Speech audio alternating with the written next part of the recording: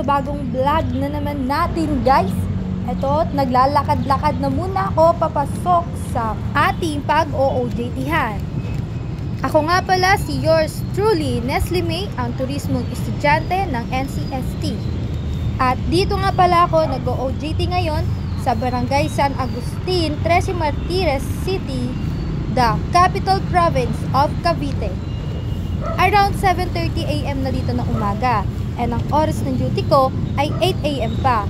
Syempre naman, the more na mas maaga ka, the more na mas good points ka, at bawal na bawal malate.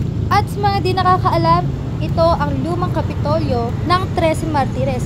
Abangan nyo sa susunod na vlogs ko ang bagong kapitolyo ng Trece Martires kung saan napakaganda talaga. Dito nga pala kami naka-assign sa tourism office ng provincial government. Hindi naman sa galit ako maglakad nito, no? Gusto ko lang talaga na may tunog yung paa ko habang naglalakad. Nauna na ako pumasok dito kasi hindi ko na nakasabay sa jeep yung kasama ko sa OJT. Kaya naman napili ko na dito mag-OJT dahil na rin sa malapit ito at isang biyahe lang to sa amin. And nga pala, no, nabalitaan ko sa isa sa mga trainee nilang office is nasa 3 office na lang yung natitira dito sa lumang kapitolyo, no? And yung the rest is nandun na sa bagong kapitolyo. By the next week of March, maaari nang makalipat yung tourism office doon sa bagong kapitolyo. Ang una ko nga palang ginawa dyan is nag-time in ako sa pwesto namin. At ayun nga, makikita nyo yung aking tropa na nag-research kami, nag-encode kasi kami ng mga quality photos sa aming canvas sources ng tourism list. Establishment man yan like restaurant and cafe. Then after that, lalagay namin yung link and then maglalagay din kami ng descriptions. Ito nga pala yung kaibigan ko si Joseph and masaya naman siya kasama along with the others too. And dito sa labas ako kakain ng aking lunch dahil sobrang presko ng hangin nila dito and malilim kasi may puno. At habang kumakain nga ako dyan ay marami na akong napuntahan lugar. Charot!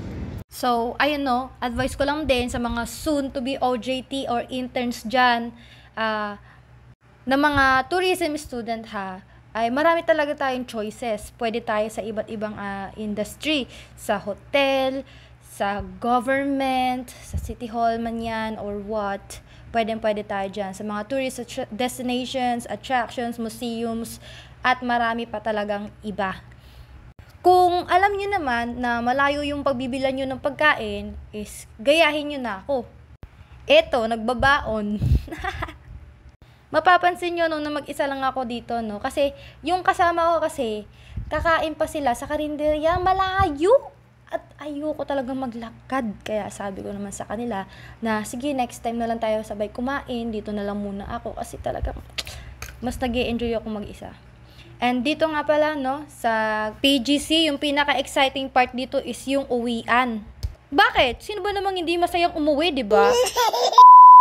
Meron tayong pre-service. Yes po, kahit OJT or intern ka, is pwedeng-pwede kang sumabay. Ngayon, kapag nakapila ka na sa bus shuttle mo, paunahin lang po natin muna yung mga empleyado or staff ng PGC. Or pwede rin naman tayong pumila ng maayos. Yun lamang and don't forget to leave a like and subscribe.